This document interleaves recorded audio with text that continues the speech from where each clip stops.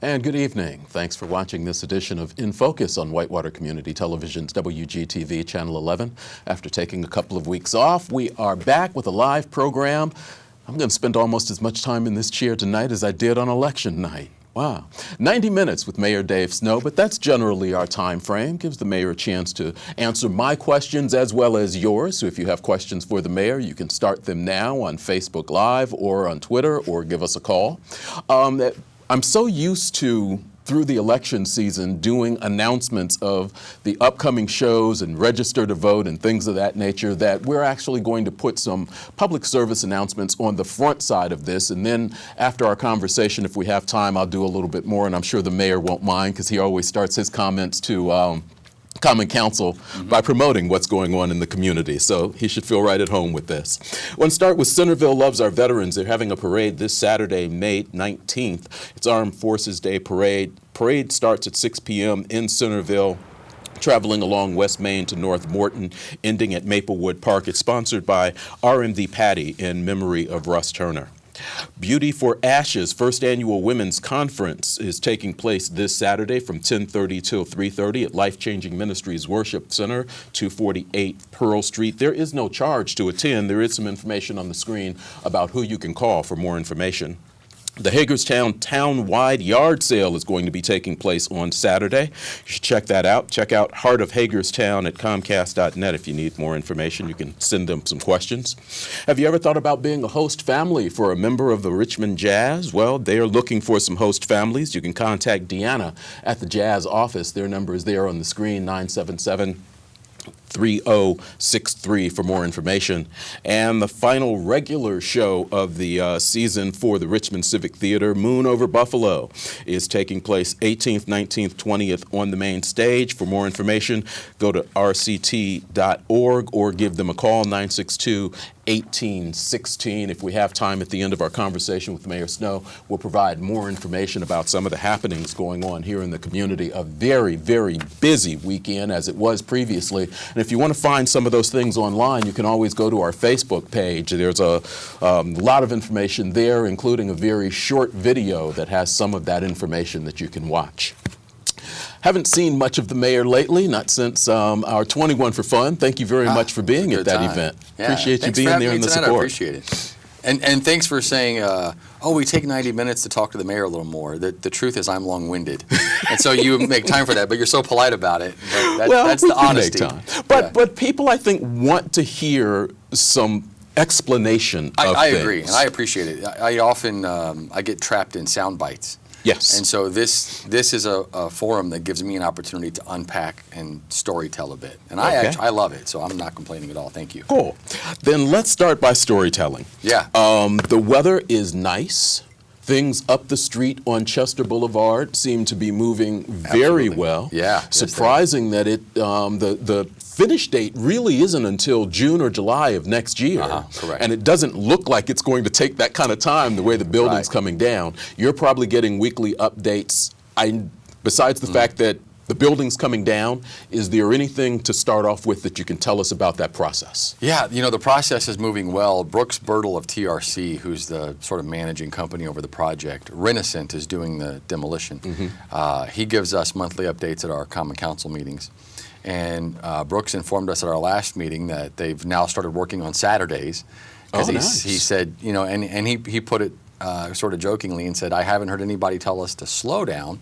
So everything's on time, but we just figured the weather's nice and the crew's willing to work on Saturdays, so let's pick up some steam and just push this a little faster ahead. So the projection date still is in spring of next year, because once we get the leveling down, there's still basements and sub-basements to go and a lot of channels that were dug into the ground for drainage and heating and air conditioning. And so all that has to be taken care of, and then there's leveling after that. So there's a long process to get this to just a graded field. But it's moving so well. So I'm enjoying driving past it and seeing the progress. It's just coming along quite quickly, and it's really great to see it happening. So cool. It took a long time. It took a long time to get to that point. And a lot of work. But it's moving well. It's cathartic to go past now and think about all the late nights and all the meetings, and it just gives me one opportunity to thank everybody that was involved with that, from my city team to city council, the county commissioners. I mean, it was such a team effort. Right. And I hope that the community is feeling this. You know, this being one of those moments where I get to unpack something. I feel like it stood as a symbol of stagnation. So many people were starting to say, if nothing can happen there, then what are we doing? And so now it allows us the ability to unshackle from that and look forward. You know, there's an old adage, you can't steer a boat looking at the wake it leaves behind. And that sitting there for a decade was causing us to constantly look back. Right. And how are we supposed to steer forward when we keep saying, well, yes, we want to go forward, but what about that's still sitting there untouched? And so I'm hoping everybody's feeling that unshackling. We're putting the past behind us. We're moving forward. So that's what makes it extra exciting. And I do want to make sure, one of the questions I get a lot is, you know, moving forward on that site. And we're starting. You're hitting my follow-up question. Oh, I'm sorry. You're I'm not good. trying to jump Go ahead. for it. Keep and of going. course, we're starting those discussions about how to move forward. And none of that's locked down yet about what that site's going to be in the future. But one important piece that will happen is a way to commemorate that building and what that site was. How many of us were born there? Us or family members spent careers there. We've said goodbye to loved ones there. People were healed there. And so it's a special place in our community. And one of the worst things about this whole situation is that it was left to deteriorate that way when it should have been shown some respect. And so we need to now, once it's down, take that opportunity to do that. Put a plaque there, put something I was going to there. ask, are you envisioning a plaque or some type of something there? Yeah, absolutely. We got to make sure it's going in the right spot so that it can stay where it is. I don't want any kind of future development to come along and impede that. So I want to put it in a place where it's appropriate, where it can remain a historical marker and say this was the site of Reed Hospital from this time to this time, and you know, in memory of those that were lost here, and thanks for the work of the doctors and nurses that brought the healing, and just something special that commemorates that place. And I think that's really important to do. Have you in your mind, even though nothing is in concrete, have you in your mind, or has the planning department in mind, started to think about how the community can begin to make comments about what they think should go there, outside of the fact that it's a piece of property that should be on the tax rolls? I think everybody is pretty much decided on that, that it's not going to go to a not-for-profit, and even if it does, they're going to collect money from that. How does the community get involved, and how do you kind of envision what that discussion should be? That's part of what we've been talking about right now, is how to have that conversation in a constructive manner with the community. How do we hold that sort of town forum and listen to everybody? There's some fine areas to walk there. You know, if we'll be in control of the land, we can put that land up for sale. We can put that land up for sale with a covenant talking about collecting taxes on it, or we can control the land once we have it. But we have to choose a dedicated path and follow that path. So some of the community members that have come to me have said, well, by all means sell it, but then control what goes there, so that well, we can't walk both of those planes. Okay, we got to choose a path. And so I want to make sure that we're listening to the community about how we want to move forward, but having the buildings down, commemorating the building in the way that we should, and then planning for that future development with our ear on the community. I think that's the right path, and that's at least the path we're on now. And so figuring out how to have that constructive conversation will make all the difference. Okay. The last couple of times you and I have talked, I've really kind of done it off the cuff. Yeah. And I actually wrote down some questions. So today it's driven. Today is this is no. This is so can I ask ask you a question? Let me play. We're going to switch roles for a moment. No, Eric, there's never any fun when we do that. But I don't ever get to do that. I'm always in the hot seat. So Eric, what drove you to move from a more organic interview to a more formal question? There were some very specific questions that I think I wanted to get out, and I wanted to make sure that there were some things that I didn't leave I understand that. on my computer. So got it. And that goes back to the mayor talks so much. If I don't write this stuff down, he'll talk right past those points. No. Okay, maybe a little bit. Maybe a little bit. Talking about looking ahead and planning. Yeah. Elder Bremen's closing. Yeah. Olympian Candies has announced that they're moving. That's a big block of one side Correct. of a street.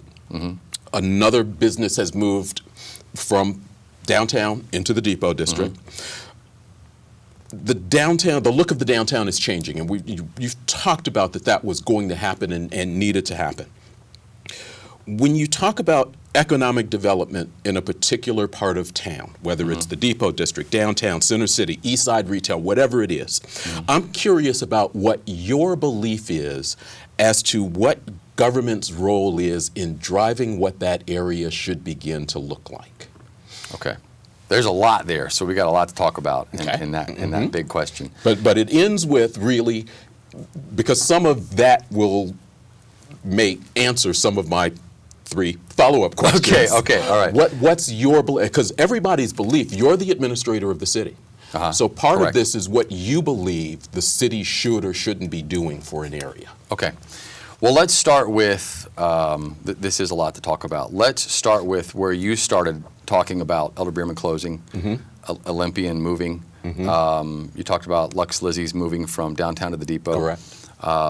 If we back that up a little further to what I hear from community members, Veach's left us. Yes. So let's talk about that for just a minute, because there's been an incorrect narrative that's been chained to that to pull it along, in my opinion. Okay. The narrative continues to be because of construction, this, this, and this, and this.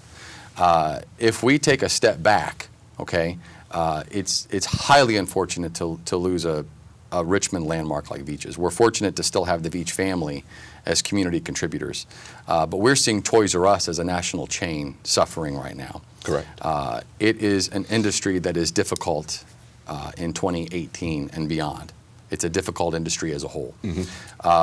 We talk about Lux Lizzie's, who got a better business opportunity in the Depot District, not attached to road construction. This is just have to do what's best for her business, and at that moment, construction or not, good day, bad day, the better decision was in the Depot District. Can't fault a business owner for that. Elder Bierman, national decision. Correct. Wouldn't have mattered what was going on downtown. Elder Bierman nationally made the decision to close. And you brought up Olympian. Just today, as a matter of fact, I was in Olympian Candies talking to the owner and said, talk to me a little bit about your decision to move here. Is this really construction-based? And she was the first one to say, my walk-in business is less than 25% of the overall business here in the store. 75% or more of this is orders and corporate orders and things like that. But this building is getting old. It's getting really hard to keep up this building. And so I've got to look at what's best for me. And she said, and it's getting hard for me physically to do this without enough help in the store and hiring people versus fixing the building. These are tough decisions to make. This isn't road cone driven. And so it's okay to be concerned about downtown. Downtown is so important to me. It's the heart of our city, right, and always needs to be the heart of our city. But downtown has been through 50 changes. Downtown has weathered this again and again and again. There was a time when Hook's Drug Store was downtown, and all these other stores. I believe Sears used to be downtown, didn't they, a long time ago? I think I've seen old pictures. Here, right. But you grew up here, and I didn't. Yeah, right. So yeah, Sears was downtown years ago, and so downtown. Here's the difference in a downtown, and ours included, and the sort of fabricated shopping experiences you see all over the country when you're on road trips with your family. A fabricated shopping experience is designed for consumption. You go in, you eat, and you shop, and you leave. Downtowns aren't just built for consumption. They're built to reflect the love you give that downtown. Richmond decided years ago that our downtown is important and it matters, and it's a vital place in our community. And as long as we uphold that as a community, road cones aren't going to keep us from loving our downtown and shopping and eating and enjoying our downtown. And so it's just a really important thing to keep in mind, that you can't keep saying, well, because of construction, this.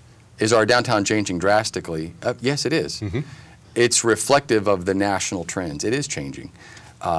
But is the downtown strong enough to be resilient and continue to grow and continue to shift and continue to be something different to serve us in the days ahead? Without a doubt it is. But we have to give it that strength. So when you say, well, I'm not going to go downtown because of road construction, That's not going to work. You go downtown, you shop downtown, you play downtown, you eat downtown, and you support these local business owners. So that's the first part of that you brought up. And I just, it's really important to me to change that narrative so that we are not continuing to say, because we're fixing our aging infrastructure, that we're losing our downtown. It's just not a correct narrative. Okay. Is the construction a pain? Without a doubt, it's a pain.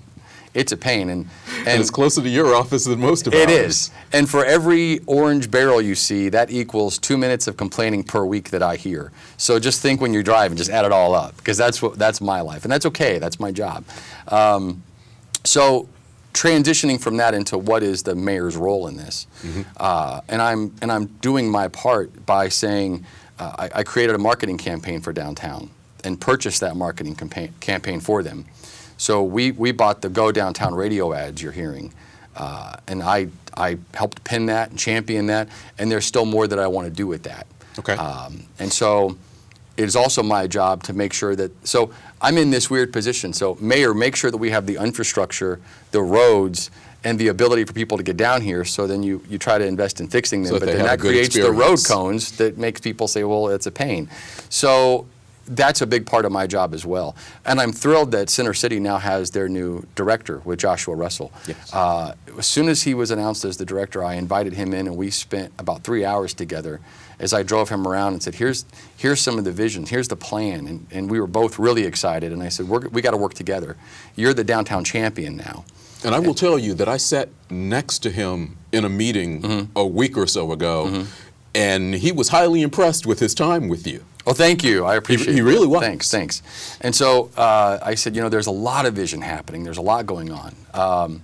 There's also a lot of talk that, is there a vision for downtown? Is there a plan? Correct. So let me tell you where this is my fault. I assumed, and every time we assume, we get into trouble.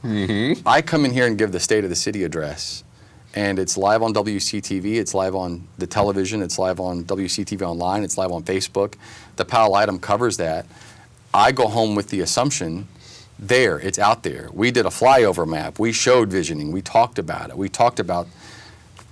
And that's an incorrect assumption to think that everyone's hearing that and seeing that. And so I have to do a better job of going out and continuing that dialogue and continuing that narrative and show that vision and that plan. So I put myself at fault for that. I shouldn't have assumed that the State of the City was enough to get the word out there. Okay. And so I'm working on that. I'm here tonight. I'm going to go on and do some radio. I'm right now in the process of pinning a guest article for the Powell item to put that back out there again and do my part as mayor, because that's a big part of being mayor, is championing and cheerleading for the city. So we need to keep investing in the infrastructure and keep visioning and work as a partner with downtown and Center City and the business owners to build the infrastructure they need. That's why we're talking about the bicycle and pedestrian trail that's going through, that's connecting through Main Street, 7th and 10th, and through the depot in downtown.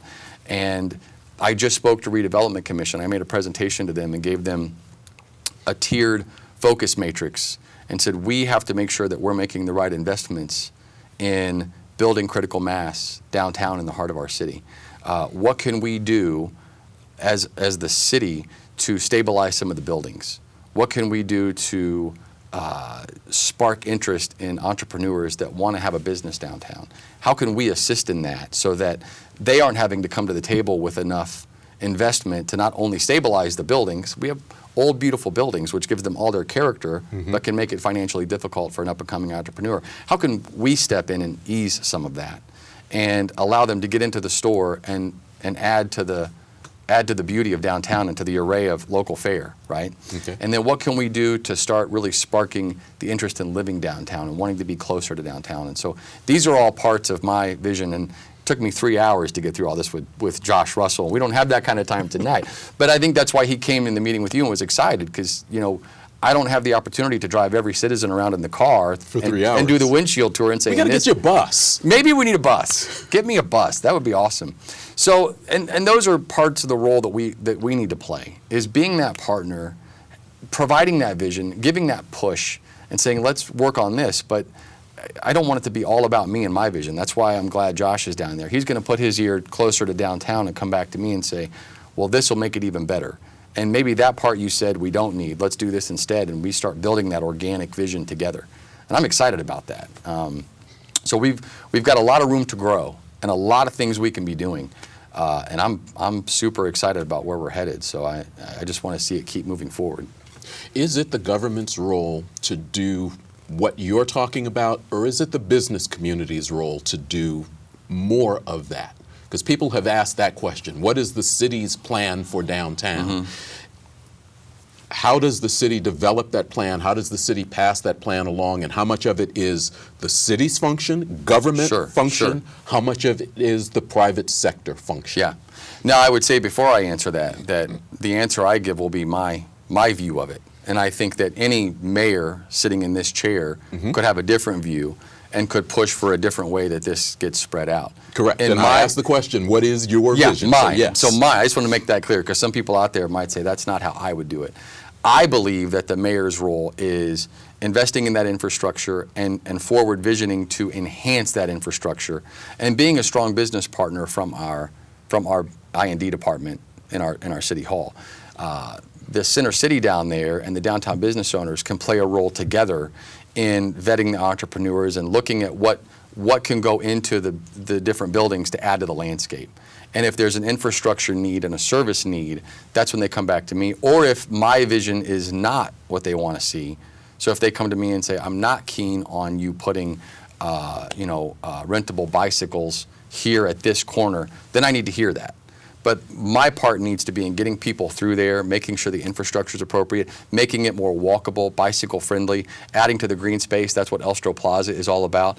Using that as leverage to spark more events and more activities. If we can do the events and activities to bring people down there, then they're there. And that's a big piece of the marketing. And let me just back up on that one a little bit. When people drive past a store downtown and they think, I would like to see what's in that store, right? They see the window.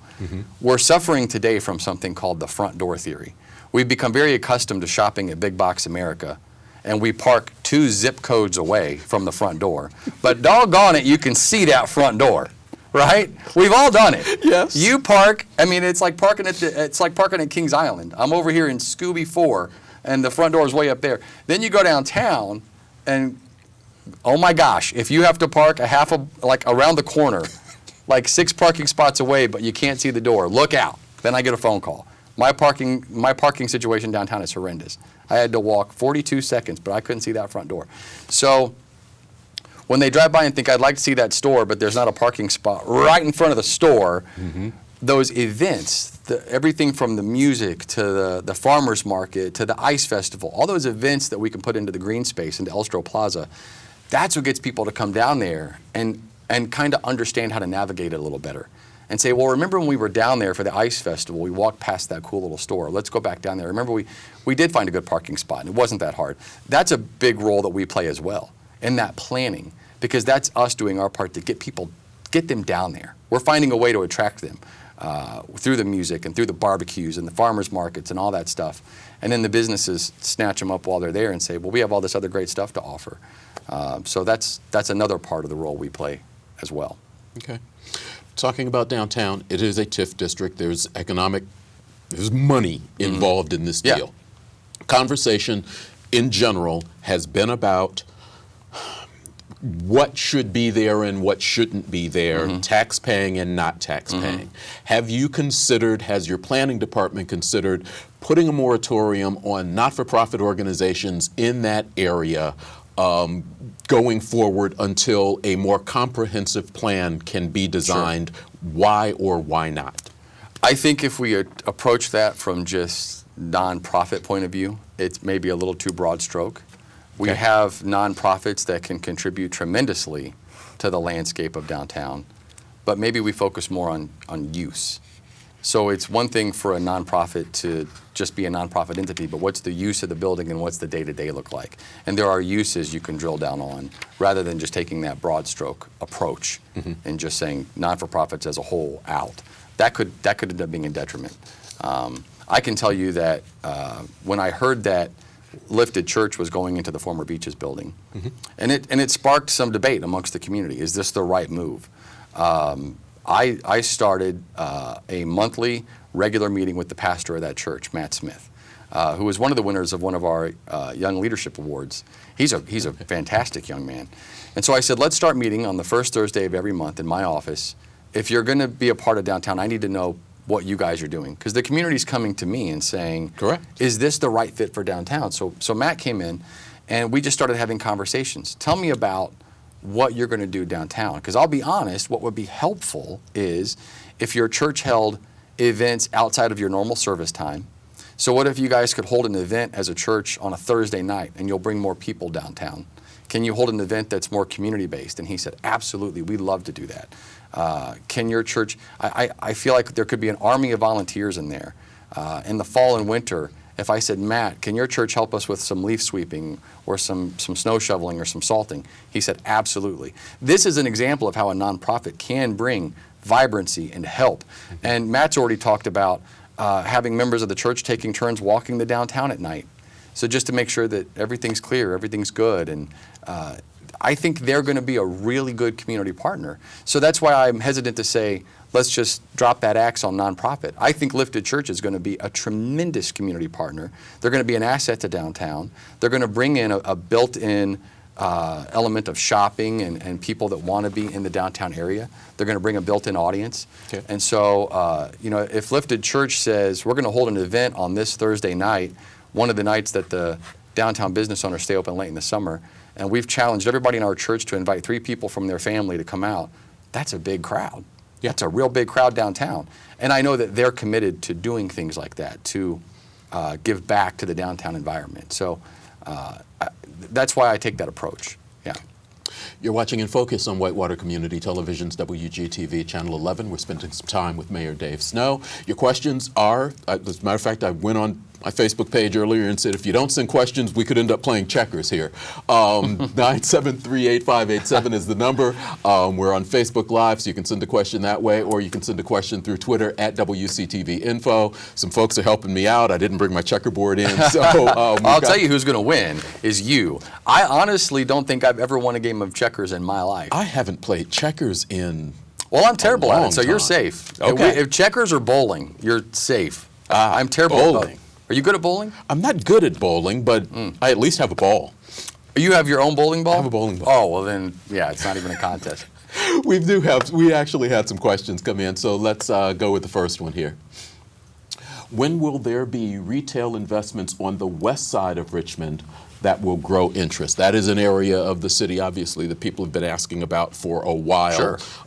So talk a little bit more about the west side. Yeah, I live on the west side. You know, I live over down by Salisbury. You want to tell people? I think everybody probably knows where I live already. Yeah. So I'm a west sider, and I have been in conversations with the development company that owns that strip mall where County Market used to be so many years ago. A long time ago. And that gentleman and I have had many conversations about what would bring interest over here. And the hurdle that he keeps facing is I've got to find somebody that doesn't fall subject to that chicken and the egg conversation of I don't want to spearhead the development over here because everybody's on the east side. If I'm the lone wolf on the west side and we don't make it, how do I justify that to my other investors when they say, why didn't you just start on the east side? And that's the conversation that they have. Mm-hmm. And so we continue to have conversations about what's that right thing to bring over here. And it's good questioning from the community.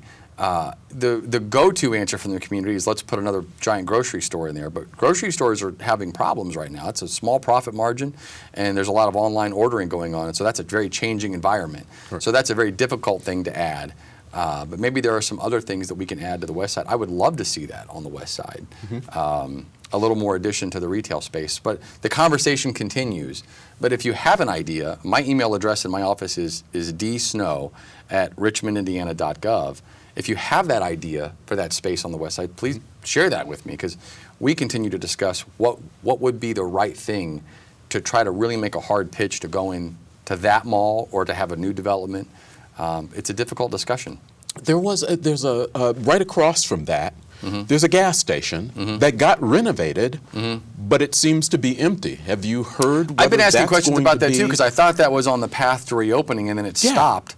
And then I've asked some questions too, and I haven't gotten back really concrete answers. I'm not sure if the developer there hit some snags, but I'm I'm trying to get some answers on that myself. But it was on path to reopening. It looked like they were going to completely redo that building. It had been done. Looked nice. Okay. Yeah, absolutely. Is there another question there?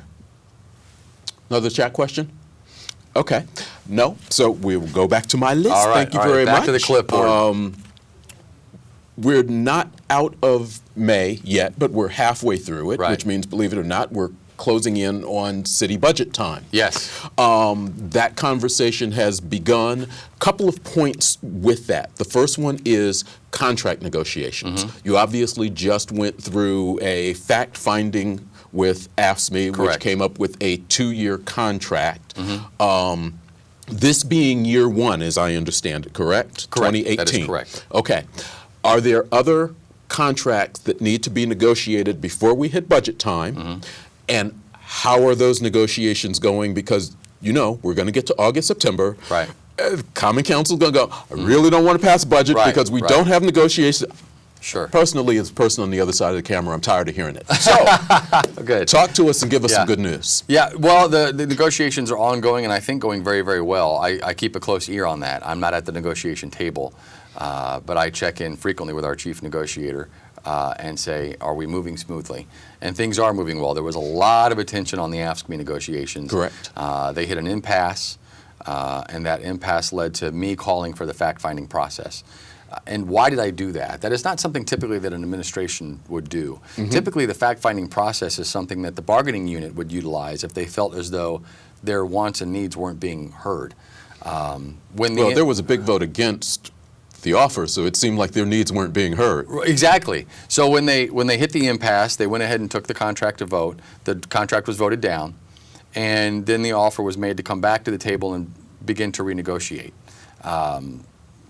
My thought process at that time was, if it was voted down that heavily, we're not going to be able to go back to the table constructively at this point. Obviously, we have missed something. And that's what I told my team. We are not hearing something. We think we're at the table listening, but we are missing something. And so I called for the fact-finding. That resulted in a 5-person panel of community members, 2 chosen by me, 2 chosen by AFSCME, and then 1 chosen independently by the group. And that group looked at the entire process. AFSCME leadership did a great job presenting to that panel. My team did a great job. They made their recommendation. We were able to take that back to the table and say, here's what the fact-finding panel said. Let's follow this recommendation. Let's use this as the catalyst and the bridge to get this going. And here's where we are today. AFSCME voted on that, and that completes this year's contract, which we can make whole back to January 1, and takes us through next year. So that took a lot of time and a lot of attention. But the other negotiations are going well. They're on schedule. They're going as planned. I'm not going to jinx myself and say I don't see any major hiccups, but I think we'll be okay in the long run as we move deeper into our budget session. Yeah. Did that give you, and I know part of the discussion was money for first responders, trying to do something for firefighters, police. Did the outcome of that conversation provide your team with what they need to put something on the table that makes those folks feel better? Because there's always a conversation about, are we paying our first responders what they need to be, particularly in the line of, for police officers, they're leaving for higher paying jobs because you're not getting anywhere near the number of people going into police work as you did a number of years ago. Sure. Did it completely alleviate those issues? No, but it did abate those issues a bit. So I think moving forward, we'll have an easier time negotiating with our other bargaining units based on the new contract language that we have now to move forward. So if that does answer that, I mean, I can unpack that more if you want, but the hiccup before. Well, I'm not going to ask you to negotiate here on TV, so. Okay, well, just to kind of explain it a bit, because I didn't want my answer to seem ambiguous there, but what that refers to is, AFSCME for many years has had a clause within their contract that allows them to negotiate in any other wage increase from other bargaining units, right? And so that means if the police department were to get a $3, I'm putting this in super simple forms. If the police officers were to get $3 on the hour, then AFSCME would then be entitled to $3 on the hour, and that has always created a parity issue. So And that's what you were referring to. Correct. So in many years past, the argument was always we can't give the police officers a raise because we then have to duplicate that throughout AFSCME, which is 101 members through street, sanitation, and parks department. Approximately 101. It fluctuates a bit.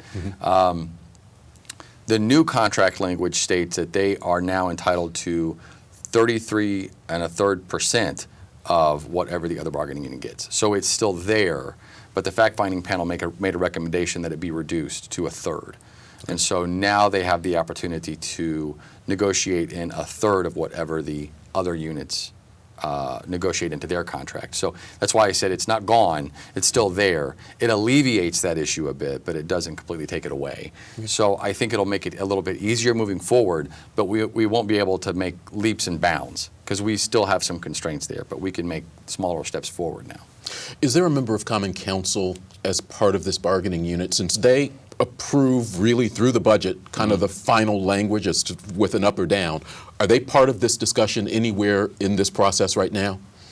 Not right now, but that's if they chose to sit at that table, if a member of council did, they could. It would be a real question of negotiation logistics.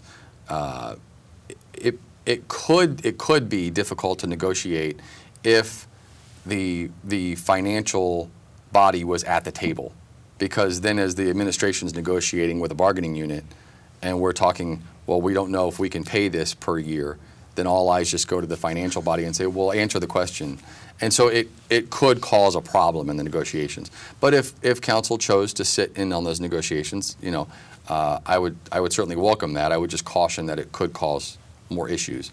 But I always want to be a team member to our city council and be a partner in any way I can and make them a part of the process. I've been trying to do that since day one of taking office, and I will continue to do so.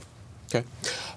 Money is always a driving force, budget, city, county. A couple of years ago, 2, maybe almost 3 now, Wayne County brought in a company, DLZ, take a look at all of their buildings, all of their infrastructure, and give them kind of an up or down as to how those things are. This is critical, you need to fix this now. This is not critical, but if you wait another 2 years, it'll move up. This you can wait on, but has the city begun to take a look at that? You don't have a courthouse to deal with, you don't have fairgrounds to deal with, but you do still have that building that you're in right now has been there for a while, needs some improvement, needs some repair, you've got other things. Has the city taken a look at that and started to put some numbers there so that they can begin to make some adjustments? And you know, Common Council is talking about updating the AV system in the council chambers. Well, the lighting in that room also needs some work.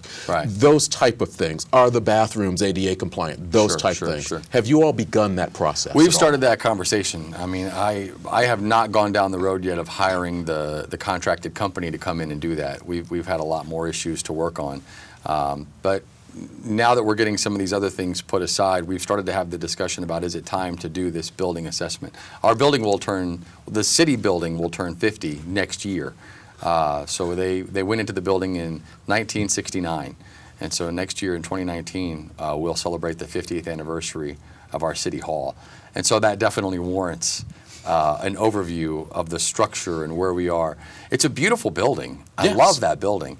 The way that it's built on the inside, just a little insight, it's not very organic on the inside. So you can easily have an office over the years that doesn't need as much manpower because they didn't have the computer power back in 1969. So office manpower shrinks, but the size of the office stays the same. And it's actually really difficult to break it up into smaller office units just because of the way it's built.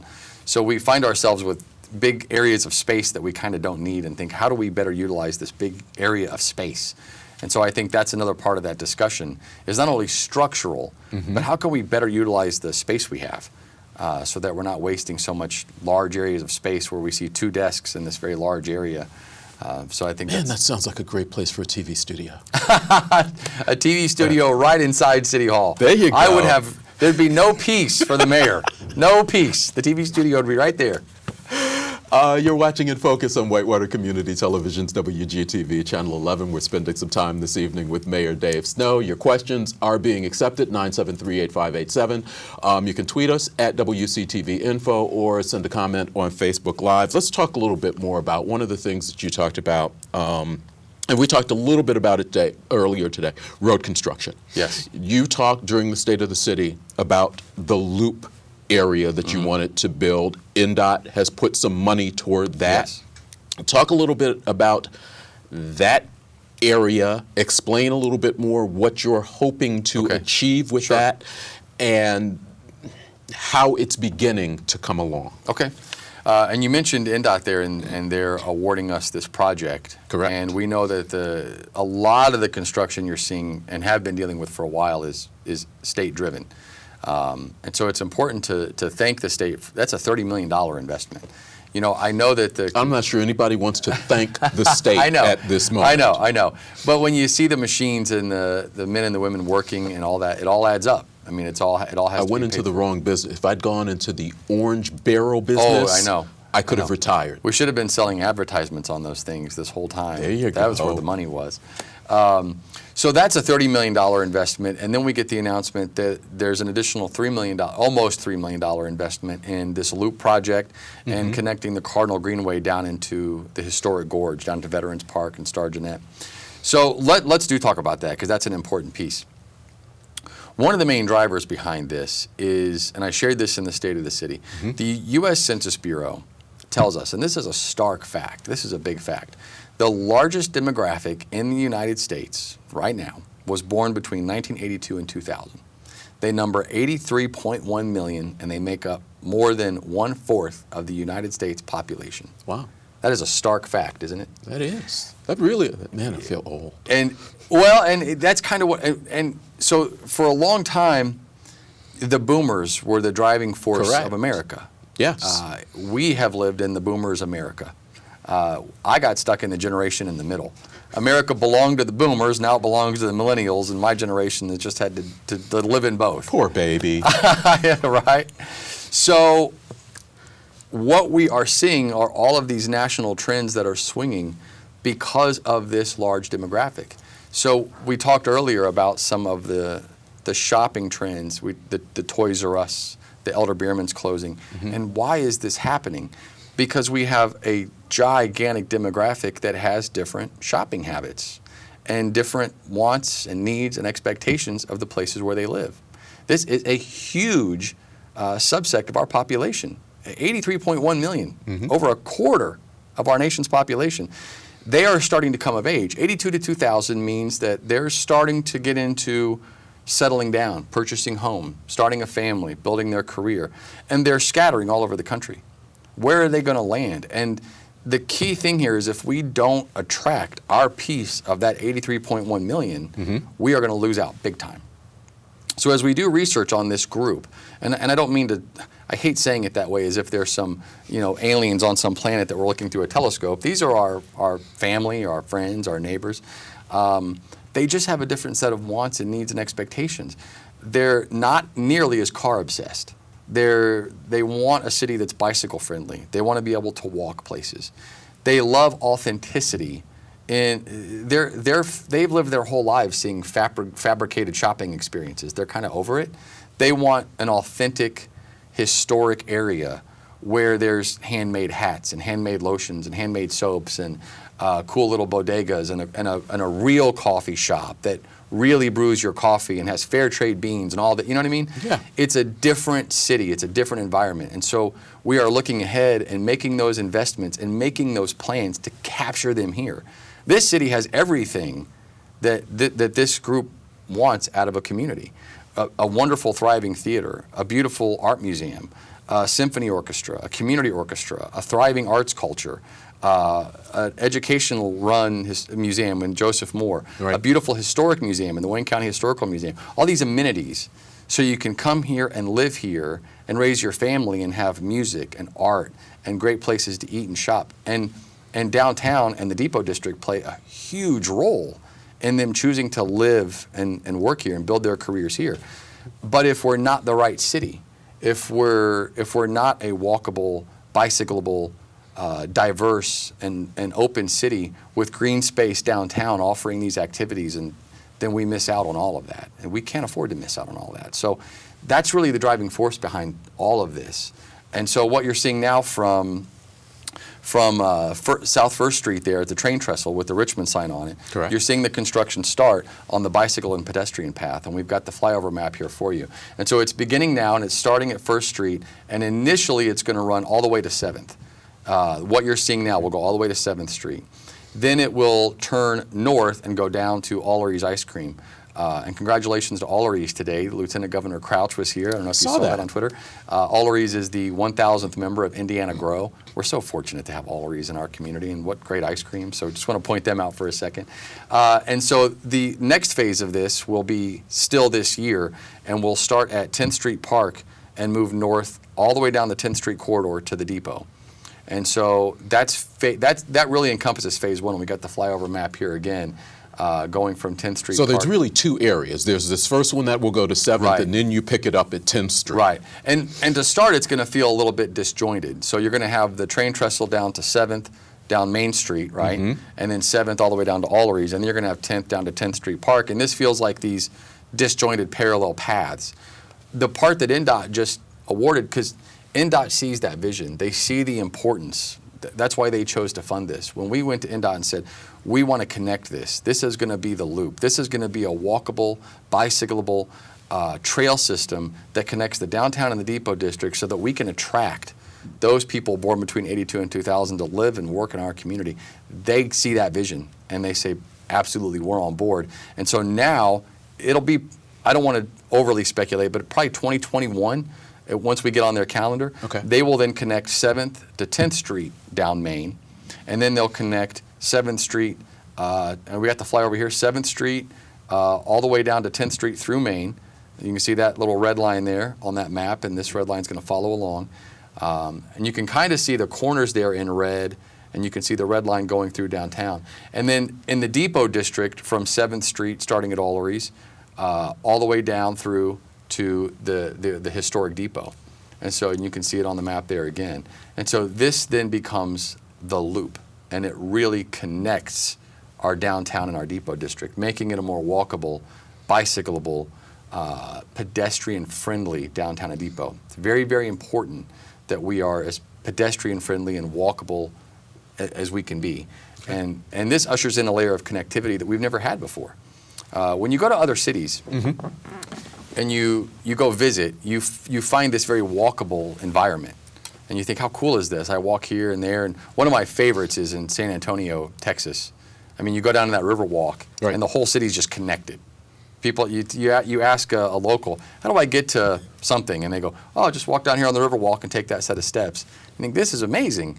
So this ushers in this whole new era of connectivity to Richmond, where you can park once, and you can hop on a bicycle or walk, and now you can get to all these places.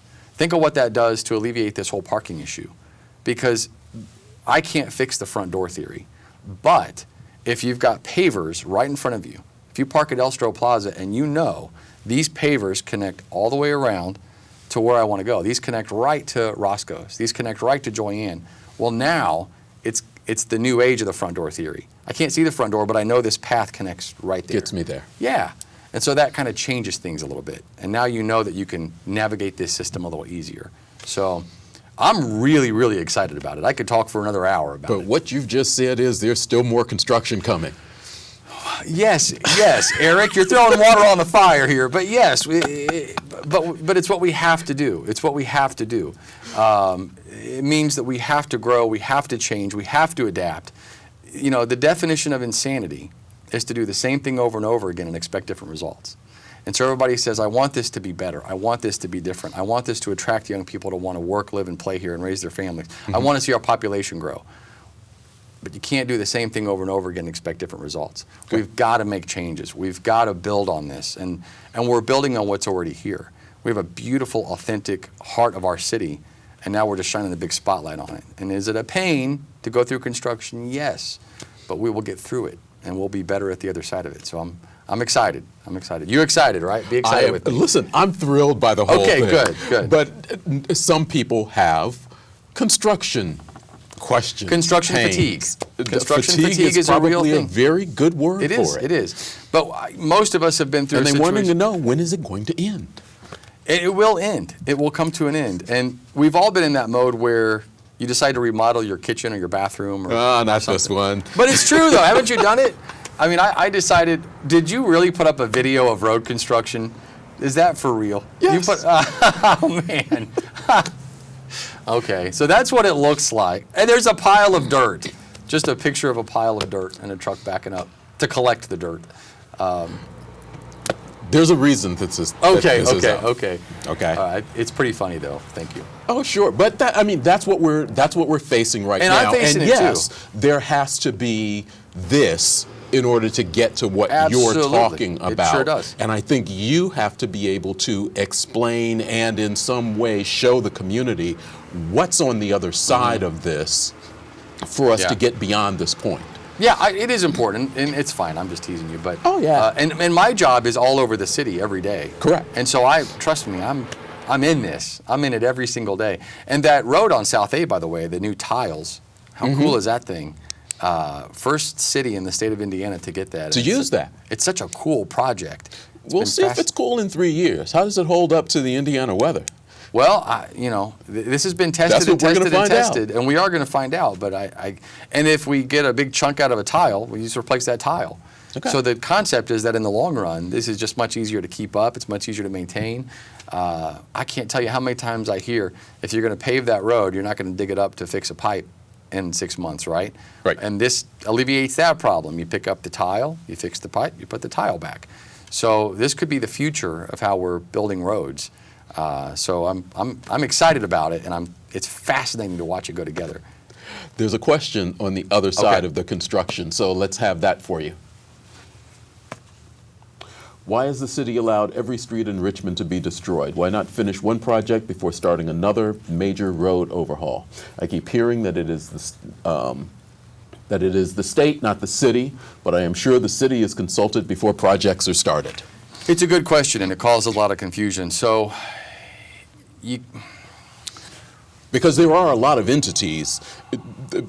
Vectran Right. has come in. Vectran has had projects that they've been doing, and they've even put out a marketing campaign. We're getting ready to do more of this. Sure, The city's sure. doing some things, the county's doing some things, the Yes. state's doing some things. yeah. So I get that question a lot. Why so much at once? Correct. And there's really two answers to that. One is let's just get it done. If you break this into three components, it takes long enough. It takes long enough for this amount to get done. If you took this and broke it into three sections, it's triple the length, triple the construction fatigue. Sure. That can in some ways just be a lot worse. To say, well, it's half the pain that it was, but now it's going to last until 2025. Like, nobody wants to hear that. The second piece is, even as you're seeing it now, it's a $30 million investment from the state. So when you got to get all the equipment, and you got to get all the manpower, and you got to get all the design people, you got to do it in a mass that makes it affordable. So if you break that into components, it actually makes it way more expensive. To say, instead of utilizing all this equipment the way that we could be, we're going to kind of utilize all of it to half capacity and just fix those little pieces there, and then next year do those, or in 2 years, and it drives up the cost of everything. Even as it is now, it's $30 million, and to break it into more pieces doesn't reduce the cost. You know, if we broke this whole thing into three pieces, we'd be looking at 3 times the cost. It's 3 times the construction. It's 3 projects at that point. So there's the investment side and keeping it affordable, but there's also the get it done. You know, just get it done. Right. Instead of dragging it out for absolutely ever. But I remember times in my life growing up in Richmond that we've been under. I remember when 40 East was torn up for what just seemed like forever. Do you remember that? And one side of the road was here and the other side was there, and it just seemed. But now it's beautiful. It's great. It's fixed. The cones go away. They do go away. Just keep saying that. I know. I mean, but here's the other thing, and I just want to point this out as well. If you go to other cities, I know not everybody does a lot of traveling, but just in other cities, and I'm not going to call out those cities because I'll get phone calls tomorrow from those mayors. But I've been into other cities in Indiana because I go around the state a lot as well. Right. There's a lot of bad roads. Yes. So I'll drive down this road in other city, Indiana, and man, it's just bump, bump, bump, bump. But guess what's not on that road? Road cones, which tells me it's not even on the calendar to be fixed. So I'm just going over a bumpy road, and I don't see a construction sign. I don't see anything. I just see a bumpy road. Our roads are being fixed. We're not at the bottom of a 10-year waiting list. It's not we're fixing them tomorrow. It's not we're fixing them next week. We're fixing them right now. And some of this has been in the planning process Absolutely. for 5 to 7 years. Absolutely, I mean, they start planning some of these things out a long way. And if we said, in the state of Indiana, this is a hassle, get out of our city, then we just go right back at the bottom of that list. We don't want to be at the bottom of that list. I mean, when you go out of town, and I recently, it was about close to a month ago, I had to fly to Minneapolis, and I'm driving through Minneapolis in a rental car, and I hit some potholes so big I was afraid I was going to damage the rental car. And again, no road cone in sight, no construction signs, just broken up roads in Minneapolis. And in small towns, big cities, but here, they're being fixed. And I realize it's hard to sell that narrative because we're all suffering from construction fatigue. But if we could take a moment to say it's a pain, I'm tired of it, but ours are being fixed. That's the difference, you know. So there's another question that came in. I want to try to get as many questions in as we get as possible, even beyond my list. So what's the next chat question that came in? So what happens when the downtown businesses cannot survive through the end of construction? We talked a little bit about this on the front side. And right now, downtown's moving smooth. I mean, there's some side streets that are blocked, but I just went through downtown today, so we're getting through there. Correct. So again, it's that incorrect narrative to chain all that to the road cones. If there's something that you want downtown right now, and I hope that you're shopping and eating downtown, go downtown. I drove through it today probably 6 times on my way back and forth and back and forth. I love driving through downtown. I almost never bypass it just because I enjoy the scenery. And right now it's flowing pretty smooth. I mean, again, there's some side roads, but nothing that's keeping you from being down there and enjoying the businesses that are down there. So I don't want to see any business fail downtown as a result of trying to improve downtown. And that's one of the reasons I stopped in Olympian today. I talked about that at the beginning of our interview and said, do you feel like this is hindering you? And that's when the owner of Olympian said, well, most of our business is through orders. I get that you're trying to help things, but I got an aging building here all around me, and this is causing me some problems, you know. So, but I said to her, if this is a problem, come talk to me and tell me what I can do. I want to be a partner. You know, I try to frequent downtown and just go check in every now and then. Admittedly, I've been busy, and I haven't done that since Small Business Saturday, which was in the holiday season. But on Small Business Saturday, I visited every single shop and just said, how's your day going? Tell me if everything's all right. And so I want to be that partner to help them. But we have improvements that need to be made, and so we'll make our way through it. But it's up to all of us as a community to support our downtown.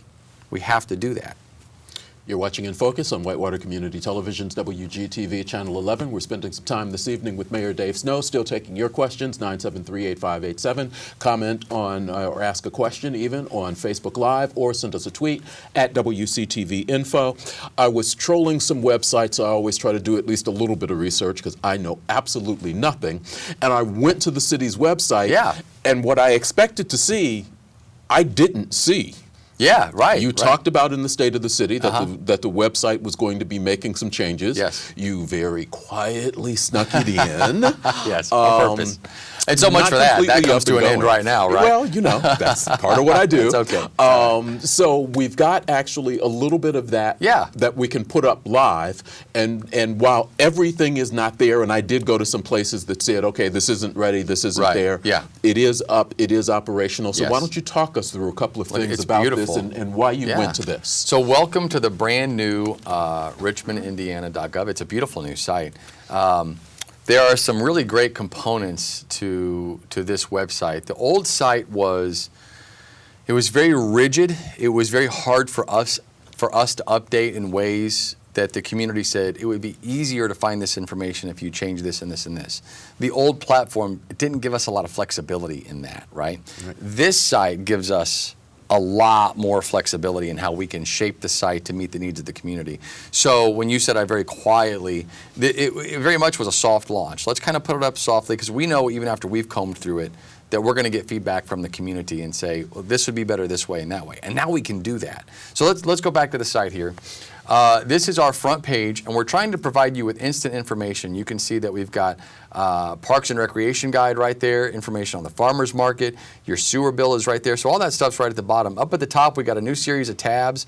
Starting on the left here, we've got events. We click on events. And now we have an event page that we're going to just keep adding and adding to. So all those fun things that go on in the city in Elstro Plaza, you're going to find it right here. Everything from our citywide cleanup, you'll see a little JUCO there, back to school events, the 5Ks that go on in the park, it's all here. We'll go back up to the top. Next to that is forms.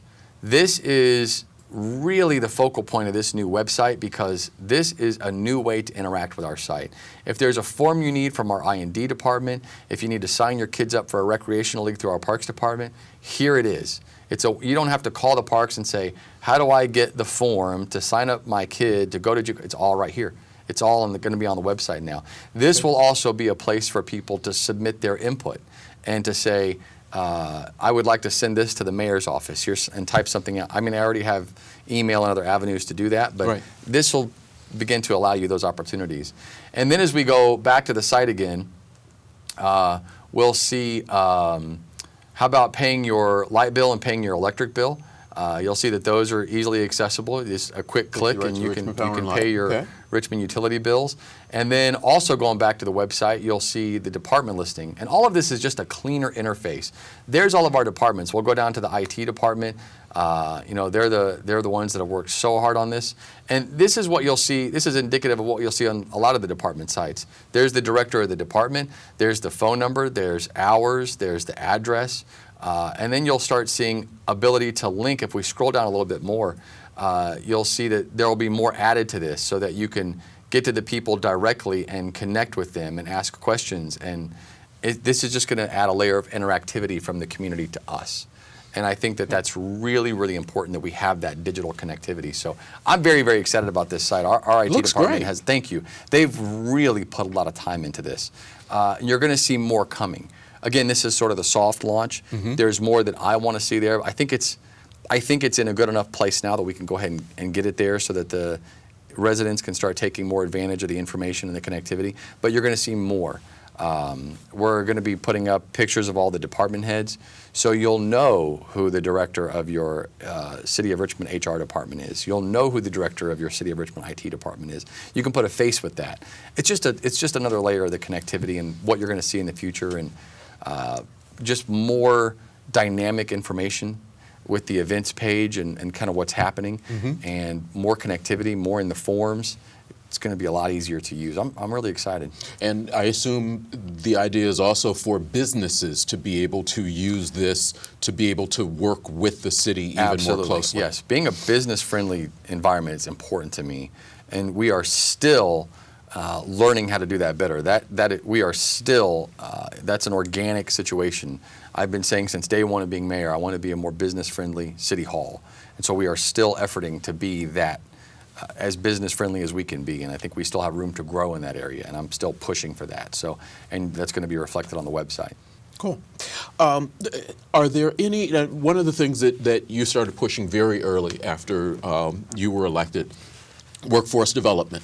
You've made a couple of pushes toward that visually, trying to connect people with the NATCO Empowerment Zone, with adult ed, things of that nature. Are there other workforce development ideas that are kind of percolating there? Blue Buffalo is about to open. They keep getting closer and closer. The Gar-Jackson Road work should be hopefully done soon. If you look at that building as you drive by on 70, it looks like they are coming much closer. It's a massive building. Our unemployment level is down. So how do you marry those two things, and how those last people that you're trying to get trained, or what do you have coming up for them, or what can you tell? You know, there's a lot been done in that realm, and you talked about the workforce resources video, and that's something we can certainly continue to update and continue to push. I mean, that video has within it the resources necessary to connect all the dots. You know, if you're unemployed or underemployed, just like I talk about in the video, the resources are all here through Ivy Tech, and especially the the next level and the skilling up programs at Ivy Tech. Tremendous opportunity within Ivy Tech for you to skill up in today's workforce. Manufacturing Matters, the NACO Empowerment Community Center, ASG, Work One. These entities are all here. I also invested in Hoosier Opportunity, which is a powerful site. Correct. And we made a separate video for Hoosier Opportunity. If you're unemployed or underemployed and you're not using Hoosier Opportunity, you're missing a huge toolbox built just for you. To put yourself out there and say, this is my skill set, this is what I'm able to do, and connect yourself into that work environment and see what the employers have to offer. And so that's out there as well. So these components are there. So I tried to make these videos in a way that we can sort of re-showcase them and say, here's what I've done. Continue to utilize these resources, but I'm always willing to do more. If there's something else that I can do to help people navigate through these resources to bridge that gap. I mean, I'm there, I'm at the table. I stay in close contact with our EDC director, Valerie Schaefer, and I'm always saying, whatever I can do to stimulate workforce readiness, tell me what I can do. But a major piece that I'm doing right now that we've spent a lot of time talking about is trying to build a city that will attract more people to add to our workforce. We are obviously doing a good job at connecting people in this community to their workforce resources because, as you just said, our unemployment rate is low. Build the city now that attracts more people to add to it. And that's another piece that I'm focused on as well.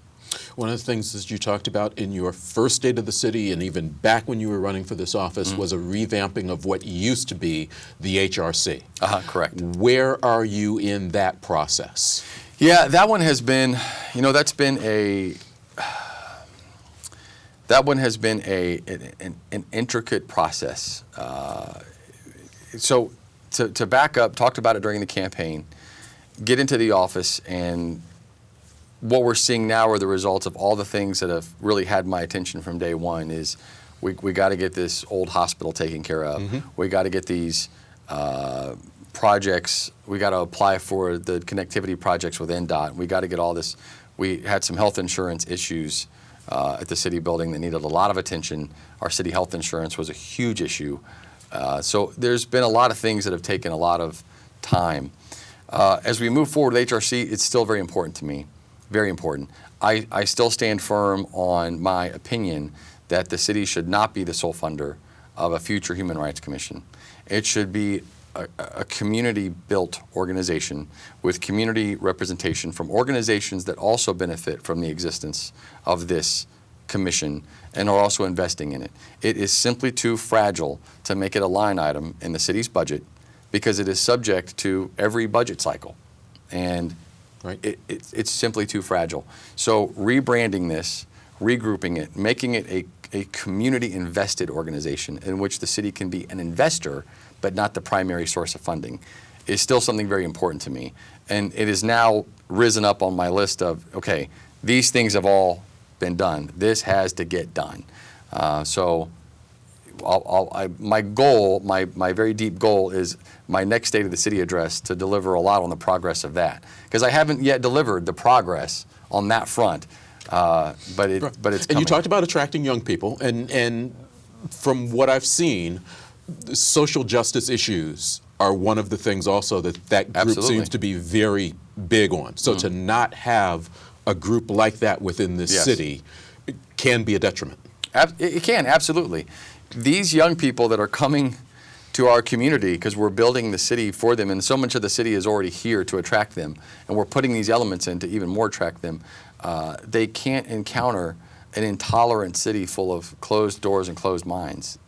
It's not where they want to live. And so putting up that banner that says this is who we are. We are tolerant and we are diverse and we do support diversity in our community. That's really, really important. And so this is something that I've never wanted to take just a quick and dirty approach to just to check it off a list. This is something that's a lot of thought, and I want to make sure it's done right.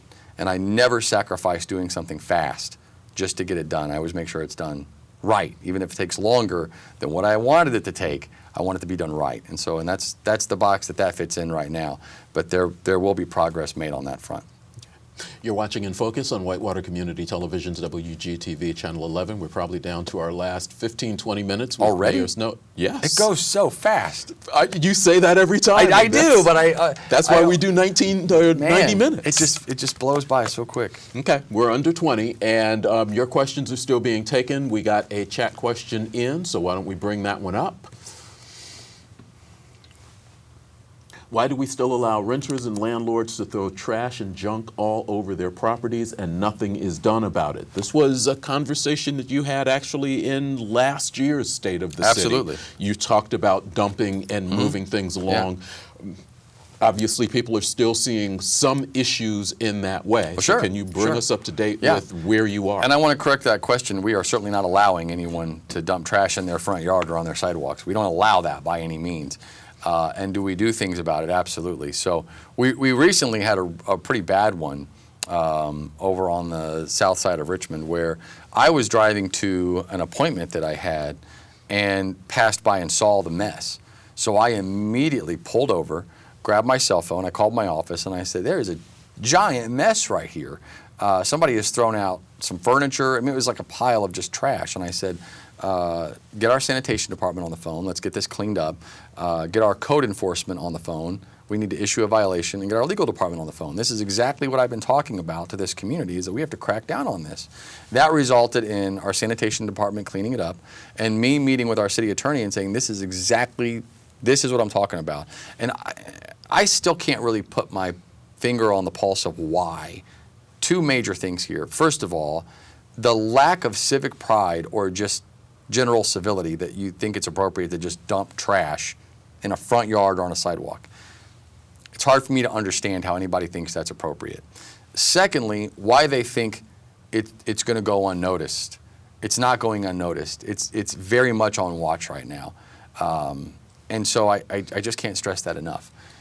It's not being ignored. It's not falling through the cracks. It's not being taken lightly. It's being photographed and documented.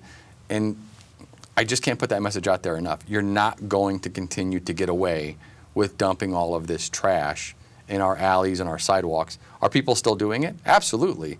Is it a highly foolish and inconsiderate move? Without a doubt. And so I just can't stress enough that now's the time to stop, because the crackdown on this is happening. Not is coming, is happening. And this particular one that I caught with my eyes has been very well documented from many angles. And it's not going to be taken lightly at all. You made a conscious decision to dump a big pile of trash out on a sidewalk in front of a house. People have to live with that. They have to see that. This is our city. This is our home. And this is what you choose to do. When I've said in 2 State of the City addresses, we're not going to tolerate this anymore, I think ample warning has been given that you can't say, well, I didn't know that was allowed. I didn't know that that was going to be a problem. It's too late for that. So the message is out there, and I just can't be clear enough. Now, does the process move as fast as I wish it moved? No. There's a lot of process behind that. But again, it's documented.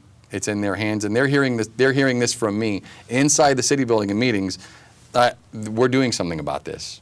People need to understand this comes with consequences. And so I don't like being the city hall that has to show strong teeth in things and be the iron fist city hall. I don't enjoy that. But if that's the stance that we have to take to clean up these streets, then that's what we have to do. So let's carry that one step further. For the last 4 years at least, maybe even a little bit longer, I've heard a lot about the blight elimination program. That was beginning to ramp down. Where does that stand? Is there still money left in that program? Yes. Are there still properties coming down? And Yes. where are we in what we think might be final numbers and when that will finally wrap up? And how are those properties on average right now being taken care of? Those open areas. as far as like nuisance mowing, we Correct. have a contract in hand that I just signed last week for the blight elimination property mowing. So that's in hand. Those will get taken care of. You asked about drilling down on numbers and number of properties, and I didn't bring that with me. I apologize. I can't just regurgitate that. But we do still have money, and we are still continuing through the blight elimination process. Okay. Did we hit a lull in coming out of winter going into early spring? Yes, because we lost our city planner, who went on for bigger and better things, and we obviously wish that person the very, very best. I mean, everybody's got to do what's best for them in their career. Yes. And then our plan tech in that department also decided to move on and do some other things. And so did we hit a wall? Absolutely. Have we kind of picked that back up and started that rolling again? Without a doubt. Richmond has really set the bar for the blight elimination project for a long time. Sure. And we don't want to drop the ball on that. So we're keeping that moving. We are keeping that going. And there is still money. There are still properties yet to come down. There are still some that will happen this year. And so we're pushing forward on that. And so we should continue to see movement. Okay. Time keeps ticking away, but we still keep taking your questions, 973-8587, or send a question through Twitter at WCTV Info. We got another question in. You people are keeping us from playing checkers, but they keep it going. Are there any plans to clean up, beautify, and make more attractive entrances, every entrance to Richmond, especially from the interstate? Obviously, we're spending a lot of time, state is spending a lot of money in the center of the city. Right. But as you drive in from various places, is there something on the city's radar as far as making those entrances more attractive? Well, you know, NDOT really is they're in charge of keeping those main corridors mowed. Some people will come off of 70 on the east side and say, I'm seeing too high weeds here. So we've been in discussions back and forth since I've been mayor about, hey, I could really use that mowed right now. It looks kind of bad. But then we have to get on that schedule and get in that rotation. So there's been times where I've just told our teams, it just needs mowed, let's get it taken care of. So we try to do our part in keeping that looking nice. As far as the trash pickup, you know, we have our citywide cleanup. I try to go out and join with other businesses in picking up trash, and we always appreciate when people want to do any kind of adopt this area programs and help us keep those things cleaned up. But a lot of that comes into civic pride. We will have less trash to pick up when people throw less trash out of their car. So it's on both sides. But we got to work together to get the trash picked up, and I'll keep working to make sure it is mowed and looked nice. But that is important. It's important that our corridors look nice as people come into our community. And that's another reason to focus on the former hospital, because that's a major corridor coming into our community, and that eyesore has been there for a long time. And for too many people coming in saying, oh, what is this, as they come into Richmond, and we're finally taking care of that and building them a nice corridor as they come in. You spent some time, you've spent last few minutes, and you've mentioned civic pride a few times, mentioned neighborhoods as we've gone along. One of the things you mentioned last year in your State of the City, the availability of some mini grants for neighborhoods that might try to do some things. How has that taken off? Has it kind of died down? Where are you seeing that effort in the individual neighborhoods in the city? It's been utilized wonderfully, and I've gone to more than one neighborhood group meeting, and I love going to those meetings, and I remind them that those grants are there. So the last one that I went to, those groups were all trying to decide how they wanted to utilize those for their individual neighborhoods coming into the summer and the fall. So not only has it been utilized, but I know there are neighborhoods planning to continue to use it. I can't stress enough the importance of empowering and strengthening your neighborhood. Going through our neighborhood services office and saying, I want to see if my neighborhood is already drawn out. If it's not, go through that process. My neighborhood wasn't. My neighborhood is now called West Side Commons, which is a very fancy name for the little subdivision by Help the Animals. Very fancy name. So name your neighborhood, get a block captain, start having meetings, and you can apply for these mini grants out of my office and say, here's what we're going to do to bring my neighborhood together and make us stronger, make us more vigilant. We can really have a huge impact on our city as a whole by taking back our neighborhoods one at a time. And it goes much deeper than that, because then when I have initiatives and things that are important and things I want to share with the community, I can go to the block captains, and the block captains can take it out to all the neighborhood meetings. This creates a conduit through our city, a conduit of communication. So bringing your neighborhood together, is your neighborhood a neighborhood group? I'm challenging you, Eric. I'm challenging you to check on that. Okay. And if your neighborhood's not established, maybe, now you're like me, you're busy. I wanted my neighborhood established, but I said I'm way too busy. I have to admit, I'm one of those people, and you described it in one of your State of the City. You drive into the garage, you close the door, you go into the kitchen, and you can't do that. You got to talk to your neighbors. And so everybody hearing this that says it's a great idea, but I don't know about my neighborhood, and I'm challenging Eric, so I'm challenging all of you as well. Call and see if it's 983-7247. You ask for Diane Whitehead. Again, 983-7247. Diane Whitehead can answer that question for you. Okay. If your neighborhood's not, now, I'm too busy, so I said I cannot be a block captain. But I found somebody on my block that can do it. And she said, I'd be happy to be the block captain. So she facilitates all the meetings. And somebody in your neighborhood will do that. I'm sure. And now we've got a neighborhood group. We had a neighborhood cookout. All of our neighbors got together and got to know each other. And it's powerful. Now when I go down the street, I'm calling people by their first names. And that's a different environment. And we need that environment back. So that's important.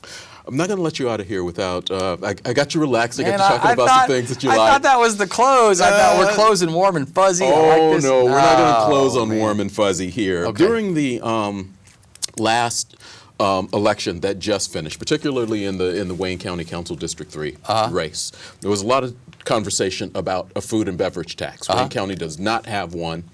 One of the few counties, as they say, along I-70 that doesn't have one.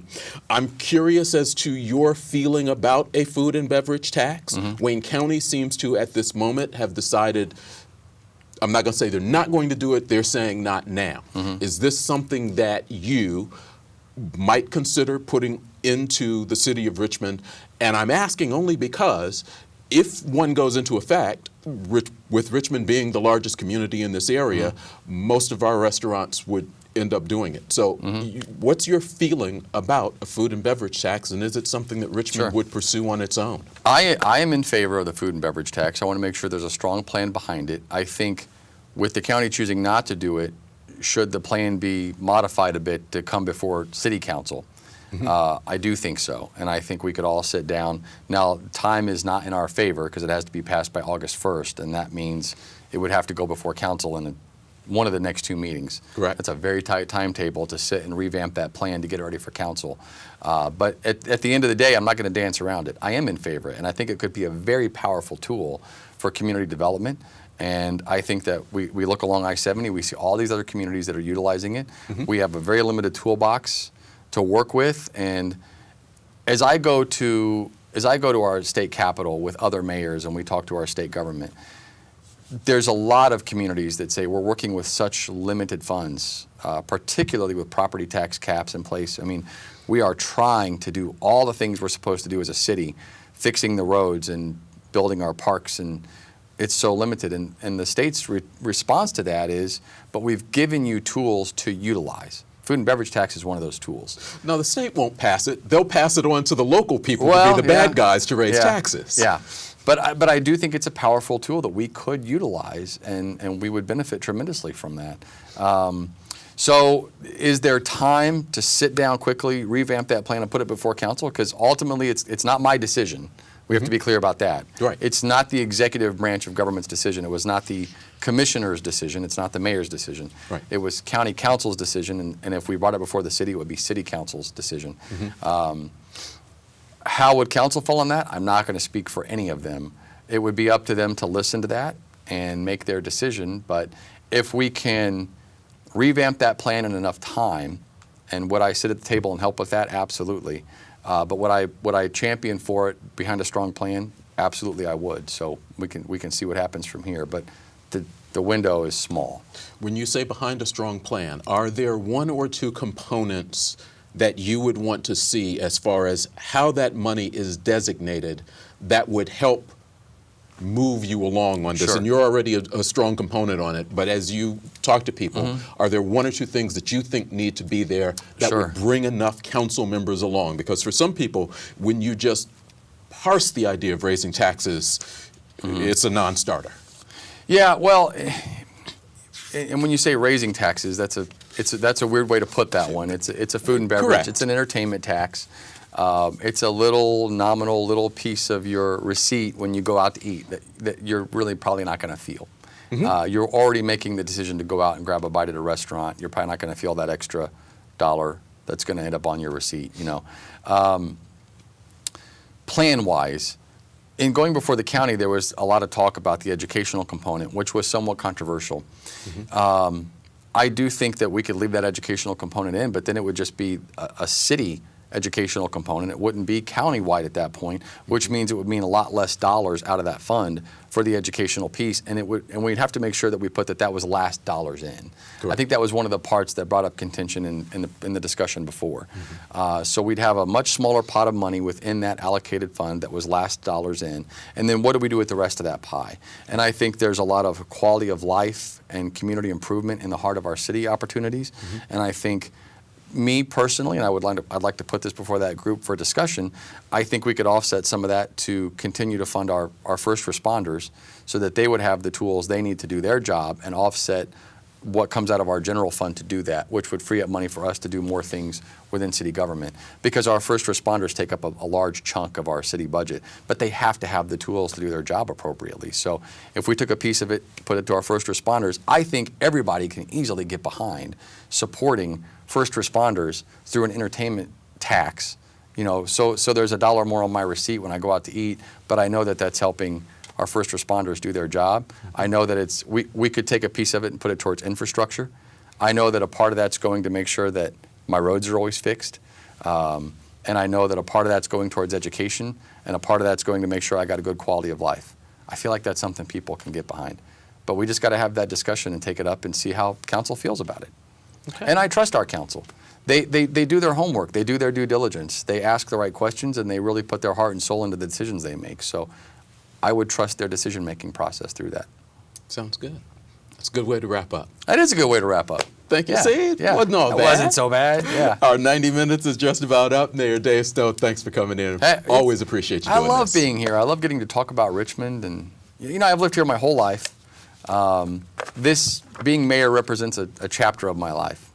But I've lived in the city my whole life, and my entire adult career has been trying to help this community. It's why I chose a career in radio. It's why you chose a career in radio. It's a job of service. I sat up many late nights doing tornado warnings. Yes. Snow emergencies. Snow emergencies. I spent the night at a radio station so I could keep giving ice storm updates. It's just my whole adult life has been, how can I serve this community? It's what I love. It's my passion. It's why I jumped in the Richmond City Fireworks, or why I created the Fireworks 5K or City Fit and City, all that stuff, that I've talked to death about. But getting to come here and talk more about just how much I just love serving this community. It's the only reason I came in to do this job for a short time in my life. So cool. I just want to do it well. That's what matters the most to me. Thanks for spending some time with us. Hey, thank you, Eric.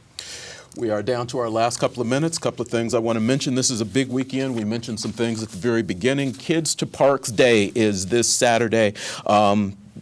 From 8 to 1, you'll find some information about Cope Environmental Center having theirs out on Airport Road. Check that out. Kids to Parks Day, Saturday the 19th, Glenn Miller Park, Shelter 10 at 1 o'clock. Mayor Dave Snow will be reading a proclamation naming Kids to Parks Day on May 19th. There'll be a scavenger hunt for children ages 5 to 13.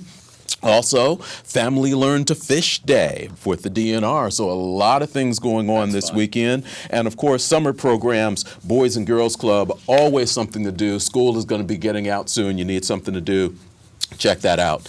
Next week, we are going to have probably the staff's most fun show of the year. Not that they don't mind when you're here, but we are going to have some members of the Richmond High School speech team will be here. They are going to be performing. We did it last year, and the staff loved it so much, I had to invite some of them back this year. Man. Plus, it takes me back to way too early in my life. So join us next Saturday as we talk to some of the Richmond High School speech team members and have that show live here on In Focus beginning at 6 p.m.